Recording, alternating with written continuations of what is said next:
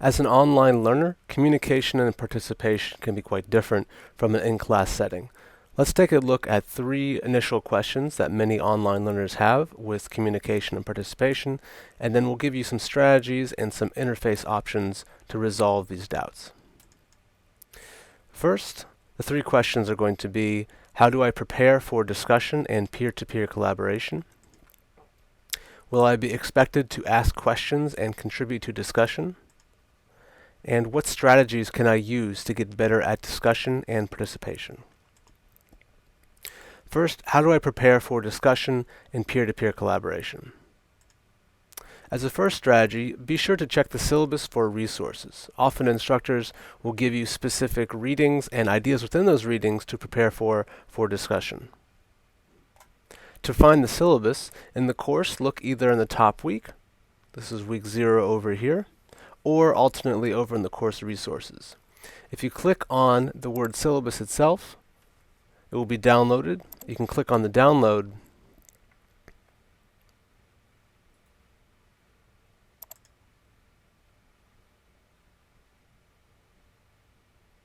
and something like this will pop up.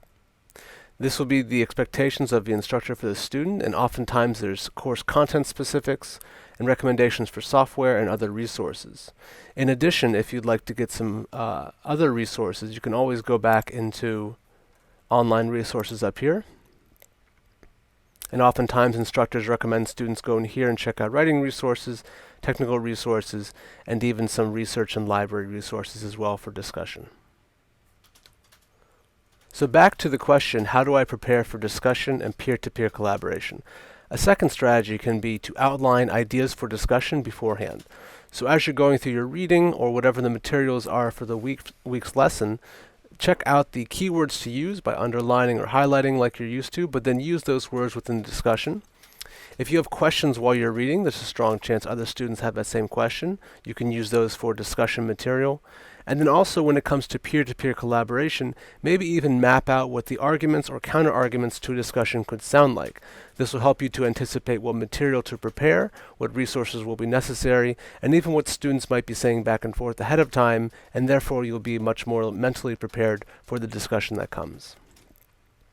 In addition, at the BAC, we have a license for each student for lynda.com, which is a video tutorial site, and there are lots of good video tutorials for communication skills. The best way to find these lynda.com tutorials is to go up to the online resources block up here in the top, find the lynda.com hyperlink, click on that, and it will take you to a part of the BAC server where you can actually log in using your Moodle login. And you'll get redirected to lynda.com. Each student has a full license, so anything on lynda.com, there are tens of thousands of videos you can check out, and simply click on what you want. Up here, I'm going to try and find out some communication skills. So I'm going to try that. And a whole ton of videos will pop up here. The first one is welcome to a series of communication tips, but there's lots of subtopics as well. For example, connecting through questions may be a video you could watch and get some ideas from that. So back to our initial 3 questions. The second question is, how much will my instructor expect me to ask questions and contribute to discussion? This is a great question, and it can definitely depend class per class and also instructor by instructor. First, as always, check the syllabus for a participation guide and guidelines. So just as we did before, we're going to go into the syllabus by either clicking on it in the week 0 at the top or in the course resources. Once we have that all downloaded, we click on it, it opens up. And we're specifically going to look for the phrase participation, grade, and communication. We'll see what our instructor outlines for us.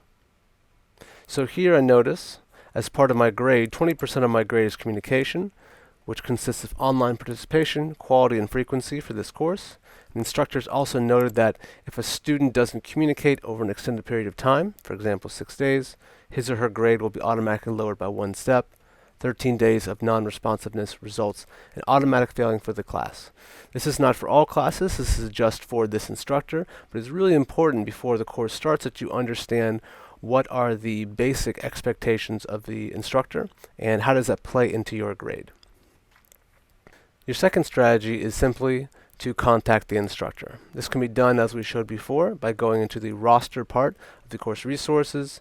You can also communicate through things like announcements, but the roster is probably the best way to do it. And finally, you can consult with other students in case they had that same question and they've gotten an answer from the instructor, or know how the course runs a little better than you do. And the best way to do this is in the Coffee House feature, which is a fancy way of saying a general discussion board for students. In your course, the Coffee House can be found under Course Resources and Coffee House General Discussion. If you click on that, a discussion forum will open up, and anyone in here can post, and a lot of times this discussion sounds like student-to-student discussion, as well as instructors checking in and resolving doubts that students are having amongst each other. This is a great place to kind of resolve any ideas you have or any doubts you have before the course starts, and to engage the instructor. The third question that we talked about at the beginning of the video is, what strategies can I use to get better at discussion and participation? So one strategy is, when reading, note main ideas and questions. This is probably something you're already doing by either highlighting words as you're reading or writing down notes on a piece of paper next to your textbook, for example. But it's important also to understand how you can reincorporate and integrate these ideas into discussion. This can look like starting with points of confusion or questions you may have during the text. So if you're reading something, it's not totally clear, there's a strong chance that another student in the class has that same question. This is a great point to start a discussion, and then you and other students can build not only a discussion, but stronger understandings and resolve doubt. In addition, try and rephrase concepts in your own words. If an idea or a concept or a movement is repeated in the text, can you try and take those ideas and recombine them in your own way? It's impressive for you to be able to memorize something and repeat what an instructor has said, but as far as you understanding and being able to produce discussion on your own, it's much more powerful if you can rephrase these ideas in your own words and in your own language. And finally, build your comments on top of others' comments. So for example, this might sound like, I agree or disagree with John's idea because, and then adding your own idea on top of his. It can also sound like providing evidence. For example, an example that could support John's idea is, and then providing an extra piece of evidence from the text, for example, that supports an idea that's already been stated. In this way, you don't have to create your own idea necessarily, but you can contribute to the discussion by adding additional evidence that supports the ideas. I hope this has been helpful for you. Please check out the right side over here, as we have more options for other topics as an online learner to get you started.